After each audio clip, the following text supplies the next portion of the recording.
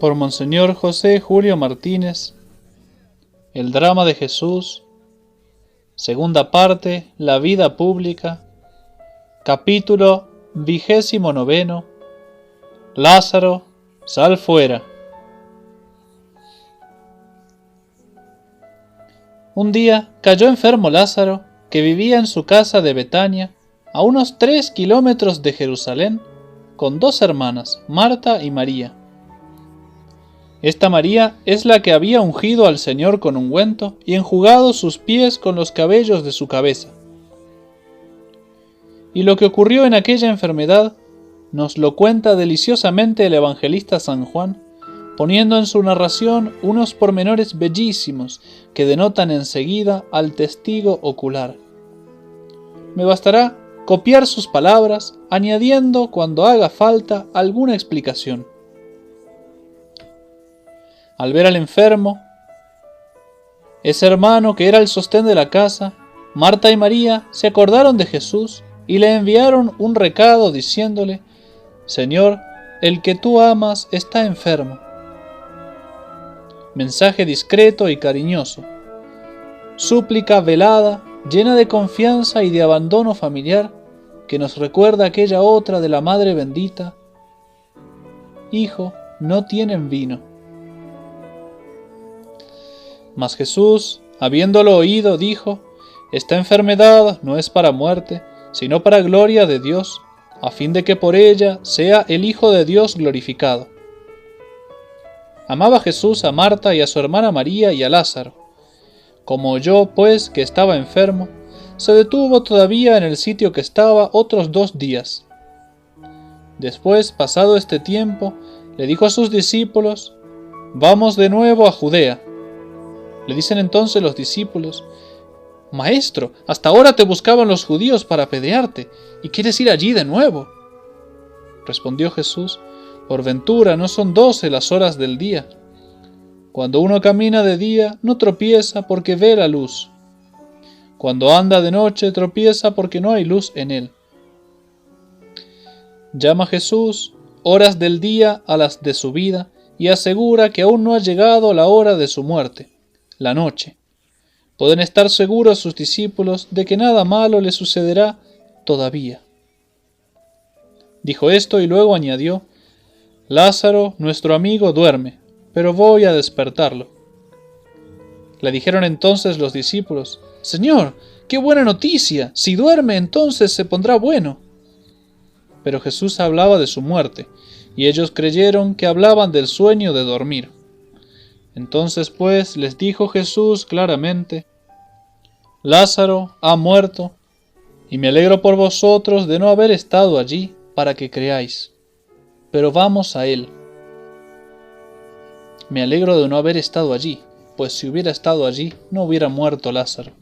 En cambio ahora tendría su fe un signo de mucha mayor resonancia para poder creer: la resurrección de Lázaro.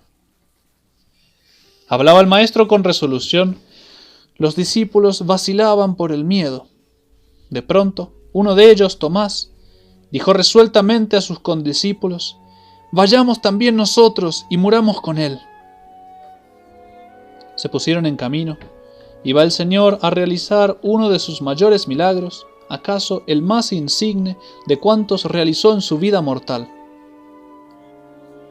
Cuando llegó Jesús, halló que Lázaro llevaba ya 4 días en el sepulcro, y habían venido muchos judíos a Marta y a María para consolarlas de su hermano. Recordemos que estaba muy próxima la fiesta de la Pascua y que Betania estaba muy cerca de Jerusalén, el único templo donde era legítimo adorar y a donde se dirigían todos los judíos en peregrinación anual, especialmente por la fiesta de Pascua.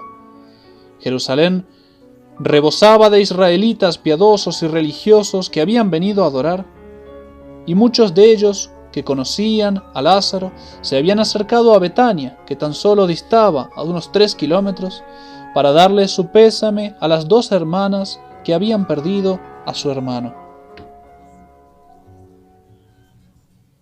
Habían venido muchos judíos a Marta y a María para consolarlas de su hermano. Como era familia principal y Lázaro era muy conocido, acudían muchos a consolar a las hermanas y darles el pésame. Debieron de avisar a Marta, la hermana mayor, que Jesús venía. Marta, pues, en cuanto supo que llegaba Jesús, le salió al encuentro, mientras María estaba sentada en casa. Dijo, pues, Marta a Jesús: Señor, si hubieras estado aquí, mi hermano no hubiera muerto. Pero aún ahora sé que cuanto le pidas a Dios, Dios te lo concederá. Le dice Jesús: tu hermano resucitará. Yo sé que resucitará en la resurrección del último día. Yo soy la resurrección y la vida. El que crea en mí, aunque hubiera muerto, vivirá. Y todo el que viva y cree en mí, no morirá para siempre. ¿Crees esto, Marta? Sí, Señor. Yo he creído que tú eres el ungido, el Hijo de Dios venido al mundo. Dicho esto, fuese y secretamente llamó a su hermana María diciendo: el Maestro está aquí y te llama. Ella, en cuanto oyó esto, se levantó al punto y viene a él, porque no había llegado Jesús hasta la aldea, sino que se había quedado a mitad de camino en el sitio en que lo encontró Marta. Los judíos que estaban con ella en la casa y la consolaban, viendo a María que se levantó de prisa y salió, la siguieron pensando: va al sepulcro a llorar allí. Cuando María llegó a donde estaba Jesús, al verlo se postró a sus pies diciéndole: Señor, si hubieras estado aquí, mi hermano no hubiera muerto. Jesús, pues, cuando la vio llorando, y a los judíos que con ella habían venido llorando también, exhaló un gemido y se turbó, y dijo: ¿Dónde le habéis puesto? Señor, ven y ve. Y lloró Jesús. Lloró. Y decían los judíos: mirad cómo le amaba. Mas algunos de ellos dijeron: ¿no podía éste, que abrió los ojos del ciego, haber hecho que éste no muriese? ¿Por qué llora ahora si podría haberlo impedido? Jesús entonces, exhalando otro nuevo gemido en sí mismo, va al sepulcro. Era una cueva en la roca, sobre la cual se había rodado una piedra. Dice Jesús: quitad la piedra. Le dice María, la hermana del difunto: Señor, ya huele, es de 4 días, queriendo impedir la vergüenza que iba a pasar frente a todos y la renovación del dolor tan terrible. Sentir el hedor del cuerpo muerto que hace apenas 4 días estaba vivo y fresco. ¿No te he dicho que si crees verás la gloria de Dios? Quitaron pues la piedra ante la insistencia de Jesús. Y él, levantando los ojos a lo alto, dijo: Padre, te doy gracias porque me has escuchado. Yo ya sabía que siempre me oyes, pero lo he dicho por la gente que está en derredor, para que crean que tú me has enviado. Lázaro, sal fuera. Y salió el que había estado muerto. Tenía atados los pies y las manos con las vendas, y su rostro estaba envuelto en un sudario, según la costumbre de enterrar de los judíos. Tan estupefactos quedaron todos, que a ninguno se le ocurrió liberar al pobre muerto. Y el maestro tuvo que decir: desligadle y dejadle caminar. Así, con este imperio sobre la vida y la muerte, Lázaro, sal fuera. Y con esta ternura compasiva ante el dolor de sus amigos, lloró Jesús. En pocas páginas del Evangelio se transparenta la amabilidad de aquel corazón con atractivos tan encantadores como en esta. Aquí aparece Jesús Nazareno como el amigo de confianza, el huésped agradecido, el consolador deseado y pedido, el bienhechor sencillo, el dominador de la muerte, con la serenidad de ser el autor de la vida. Lázaro, sal fuera. Cuanto más contempla uno esta escena, leyéndola despacio, como si la estuviera viendo, descubre mayores tesoros de amor en aquel que dijo: venid a mí, los que estáis cargados y sufriendo, que yo os aliviaré. Lo humano y lo divino se funden aquí armónicamente y nos hacen ver en un solo acto toda la hermosura de Cristo. Es hombre, ciertamente, verdadero hombre, el hombre más hombre de cuantos han pisado nuestro globo.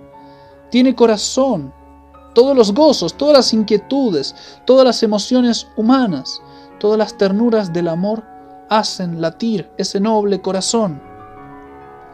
Pero también es Dios, y todas las fuerzas del amor arman su brazo. En él no es el sentimiento como en nosotros mayor que el poder. El poder iguala a su sentimiento, sus deseos siempre los puede realizar.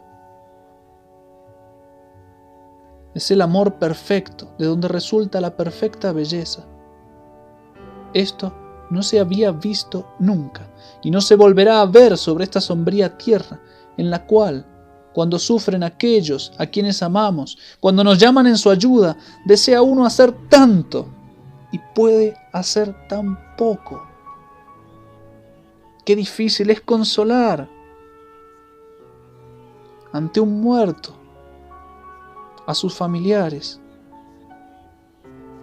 Qué admirables figuras, trazadas con mano maestra, se agrupan en torno del Señor en aquel momento supremo.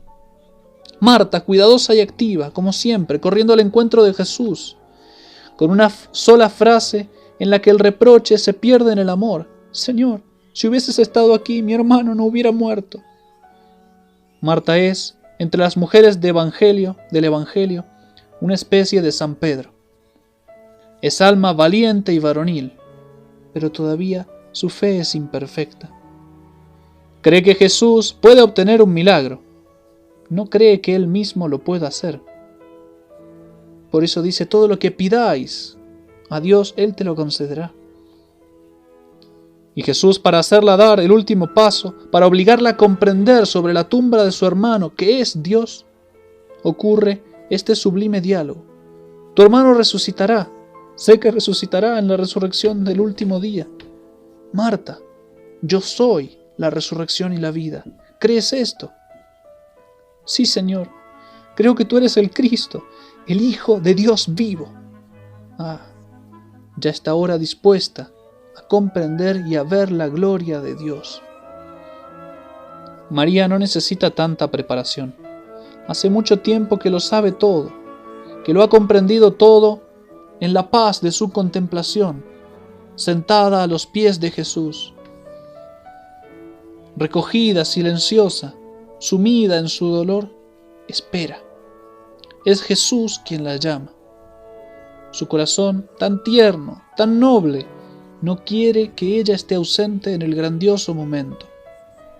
Advertida, pues, acude y cae a sus plantas.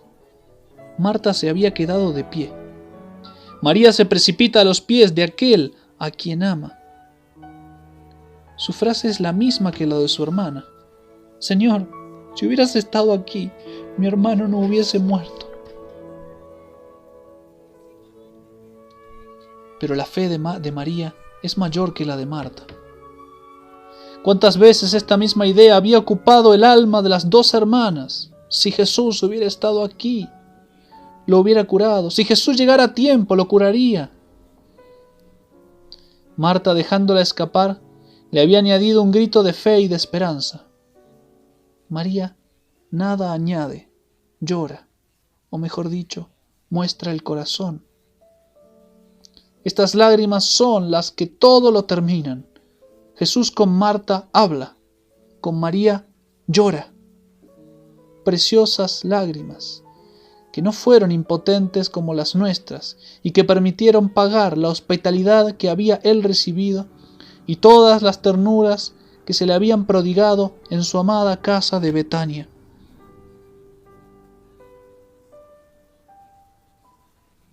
La resurrección de Lázaro es el milagro de la amistad, no solamente porque el afecto que Jesús profesaba a Lázaro, a Marta y a María fue su principio, no solamente porque alejado de Judea volvió allá con peligro de su vida, oyendo únicamente a su corazón, sino porque en el acto mismo del milagro tuvo, estremeciéndose de horror, clara inteligencia del partido que sus enemigos sacarían de aquel hecho.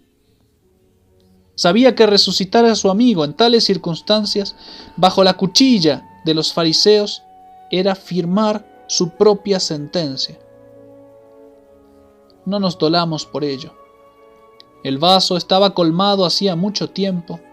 Cuadraba bien que la última gota, la que iba a hacer que rebalsase, fuese un acto de amistad elevada hasta el heroísmo. Este milagro será decisivo en el drama de Jesús. Ha sido el más estupendo de los realizados hasta ahora.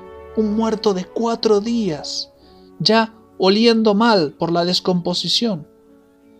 Ha tenido lugar a 2 pasos de Jerusalén, en las proximidades de la Pascua, ante multitud de judíos, no solo amigos, sino también hostiles a él. Nada nos dice San Juan de la emoción y gratitud de las hermanas al cenar otra vez con el hermano que había estado 4 días en el sepulcro, y al oír la voz conocida, y al verle sano, sonriente y vigoroso. Nada nos dice del estupor de la gente cuando lo vio salir amortajado, ni de las primeras palabras que pronunció el resucitado. Pero nos presenta en 2 frases el terrible misterio de la libertad del hombre ante la luz de Dios. Dice el evangelista: muchos de los judíos, al ver lo que hizo Jesús, creyeron en él.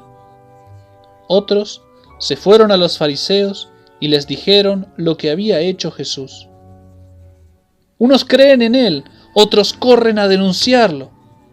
La verdad ilumina a los que quieren ver, y la verdad, la misma verdad, ciega a los que no quieren ver. Pronto comprendieron los envidiosos de la popularidad de Jesús, los emboscados en Jerusalén, los vividores del templo y del tribunal, los sabios, los ricos, los soberbios, fariseos, saduceos, escribas, doctores. Pronto comprendieron que se rompían como hilos de araña en un terremoto sus planes de deshacer la obra del Nazareno y excomulgar a quien se hiciera su discípulo. Veían que el enorme ascendiente adquirido por Jesús en sus anteriores predicaciones por Galilea, Judea y Perea, y a sus triunfos de Jerusalén, se unía ahora esta noticia grandiosa de haber sacado un cadáver del sepulcro. Noticia comentada con entusiasmo por muchos y confirmada por la incesante romería de gente que iba a Betania para ver a Lázaro y a oírlo y tocarlo. Aterrados por este asombroso suceso que levanta como ninguno la fama de Jesús, congregan al Sanedrín o Gran Consejo para tomar una resolución. 3 clases estaban principalmente representadas allí, ya las conocemos: los sacerdotes, los escribas y los ancianos. Los sacerdotes, que en su mayoría pertenecían a la secta de los saduceos; los otros 2, en su mayoría a la de los fariseos. Entre sí se odiaban ambos partidos, pero ahora se dan la mano, unidos en un mismo odio contra Jesús. Se juntaron pues en casa de Caifás, sumo sacerdote y presidente del Sanedrín, y decían: ¿qué hacemos? Este hombre hace muchos milagros. Si lo dejamos así, todos creerán en él, y vendrán los romanos y destruirán nuestra ciudad y nuestra nación. En sus primeras palabras quedan condenados estos hombres de mal consejo. Jesús hace muchos milagros, todos creen en él. ¿Qué hacemos? Pues ¿qué habéis de hacer sino creer también vosotros en él? El miedo de perder sobre el pueblo un prestigio y una autoridad que ven se pasa de sus manos a las manos de Jesús, les quita la razón y les impide pensar. No hay que dejarlo así. Esto es lo que les importa: matar en el pueblo, en los corazones del pueblo, el amor a Jesús. Pero disimulan su intento con una excusa bien tremenda. Si todos creen en él, los romanos pensarán que tratamos de alzar un rey judío frente a ellos, y vendrán a destruirnos y ahogarnos en sangre. Curioso, Jesús había evitado proclamarse Mesías públicamente para que todos los judíos, equivocados en su noción de Mesías, no quisieran coronarlo por rey temporal y político. Y ahora que sí había manifestado claramente como rey religioso, como Mesías reformador moral, pues ahora que empieza a manifestarse como Mesías, que queda claro que no tiene ninguna intención bélica ni política, ahora ponen esta excusa que tiene menos peso que nada. El mismo Pilato dirá: no hallo culpa en este hombre. Hace rato que lo investigo, no tiene ninguna intención de sedición. Pero dentro del Sanedrín había distintos pareceres. Entre los 71 miembros no faltarían amigos de Jesús que quisieran defenderlo. Sabemos que allí estaban, en la clase de los ancianos, José de Arimatea y Nicodemo, que no consintieron en la iniquidad de los enemigos del Señor. Y aún entre los mismos que querían perderlo, no faltarían quienes propusieran obrar con discreción y prudencia, ya que Jesús era hombre valiente, muy querido por el pueblo y obrador de maravillas. Al fin el presidente Caifás, el sumo sacerdote, atajó todas las discusiones diciéndoles bruscamente: vosotros no sabéis nada, ni caéis en la cuenta de lo que os conviene. Conviene que un hombre muera en lugar de todo el pueblo, y no que toda la nación perezca. Cosas de Dios. Injusta era la sentencia de aquel hombre y perversa su intención. Sin embargo, el mismo Espíritu Santo le sugirió aquellas palabras con tal arte que, sin violentar la libertad y mal proceder del indigno sacerdote, tuvieran un sentido muy distinto del que Caifás quería darle, y sirvieron para anunciar la gran verdad de la redención del mundo. Porque aún siendo sumo pontífice y queriendo matar a Cristo, profetizaba. Caifás quiso decir: es necesario que muera un hombre, Jesús Nazareno, para que toda la nación judía no sea destruida por los romanos, bajo el pretexto de que quieren sublevarse contra ellos y proclamar un rey independiente. Y el Espíritu Santo con estas mismas palabras dijo: es necesario que muera un hombre, el hombre Cristo Jesús, el hombre Dios, para que todos los hombres diseminados por todo el mundo sean perdonados por Dios y reunidos en una sola familia, la gran familia de los hijos de Dios, que es la Iglesia Católica, adquirida con la sangre de este hombre que tiene que morir para que todo el género humano no sea sepultado para siempre en el infierno. Con esta violenta decisión del presidente, de Caifás, quedó cerrada la sesión del mal consejo, y desde aquel día resolvieron quitarle la vida a Jesús. Ya en otras ocasiones habían querido matarlo, pero esta era una decisión más solemne, tomada por el Supremo Tribunal de la nación judía. Jesús sabe que esta sentencia se ha de cumplir. Es necesario que un hombre muera para que todo el mundo se salve. Pero él se dejará matar cuando llegue su hora, no antes.